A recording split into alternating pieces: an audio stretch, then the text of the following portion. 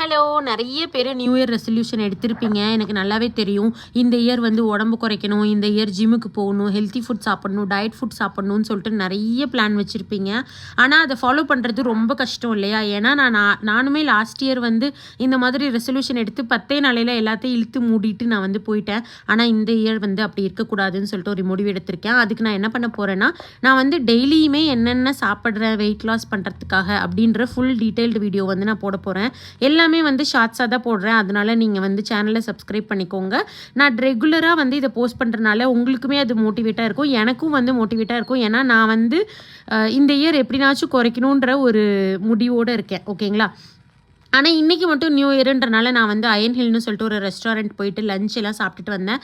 என்னென்ன பிடிக்குமோ எல்லாத்தையுமே இன்றைக்கி ஒரு நாள் மட்டும் கில்ட் இல்லாமல் நான் சாப்பிட்டுட்டு வந்துட்டேன். எனக்கு தெரியும் நீங்களும் இன்றைக்கி அதே தான் நினச்சி சாப்பிட்ருப்பீங்கன்னு சொல்லிட்டு நாளையிலேருந்து நம்ம டயட் ஃபாலோ பண்ண போகிறோம். ஸோ